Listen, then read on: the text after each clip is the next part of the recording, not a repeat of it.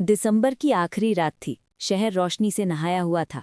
हर तरफ रंग बिरंगी लाइटें, होटलों से आती तेज संगीत की आवाजें और सड़क पर चलती महंगी गाड़ियों की कतारें।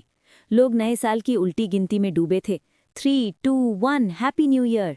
लेकिन उसी चमकती सड़क के किनारे फुटपाथ पर बैठा रमेश ये सब नहीं गिन रहा था। वो गिन रहा था अपनी सांसें। ठंड बहुत तेज थी। उसके फटे हुए स्वेटर से ठंडी हवा सीने के अंदर तक चुभ रही थी। रमेश के सामने एक छोटा सा अलाव जल रहा था। लकड़ी नहीं थी, कोयला नहीं था। आग में जल रहा था उसका पुराना स्कूल बैग। वही बैग जिसमें कभी उसके सपने भरे रहते थे। 3 साल पहले रमेश इसी बैग को लेकर सरकारी स्कूल जाता था। उसे पढ़ना अच्छा लगता था। वो अक्सर अपनी माँ से कहता था, माँ, मैं बड़ा होकर मास्टर बनूंगा। माँ मुस्कुराती थी और उसके सिर पर हाथ फेर देती थी। लेकिन एक दिन माँ बीमार पड़ गई। दवाइयों के पैसे नहीं थे। पिता पहले ही शहर की किसी फैक्ट्री में मर चुके थे। घर की जिम्मेदारी रमेश के कंधों पर आ गई। स्कूल छूट गया, किताबें बिक गईं और बैग फुटपाथ पर आ गया। आज वही बैग उसकी आग बन चुका था।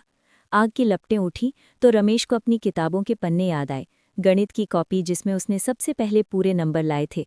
हिंदी की किताब जिसमें उसने कविता लिखी थी, मैं भी उड़ना चाहता हूँ। लपटें तेज हुईं और उन पन्नों के साथ उसका सपना भी राख होने लगा। पास से कुछ लोग हंसते हुए गुजरे। किसी ने सेल्फी ली, किसी ने शोर मचाया, नया साल आ गया। रमेश ने अपनी हथेलियां आग के पास की। आग ने थोड़ी गर्मी दी, लेकिन दिल को नहीं। उसकी आंखों से आंसू निकल आए, पर वो रोया नहीं। फुटपाथ ने उसे रोना भी सिखा नहीं पाया था। उसी समय एक छोटा बच्चा अपने पिता का हाथ पकड़े रुका। उसने रमेश की तरफ देखा और पूछा, पापा, ये अंकल आग में बैग क्यों जला रहे हैं?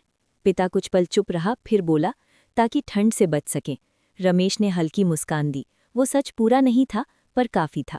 घड़ी ने 12 बजाए, नया साल आ गया। आसमान में आतिशबाजी फूटी, रोशनी रमेश के चेहरे पर पड़ी। उसने आसमान की तरफ देखा और मन ही मन कहा, अगर सपना जल भी गया तो क्या हुआ, राख से भी कभी कुछ उगता है। अलाव धीरे धीरे बुझने लगा, लेकिन रमेश की आंखों में एक छोटी सी चिंगारी अब भी थी। एक दिन फिर से पढ़ने की।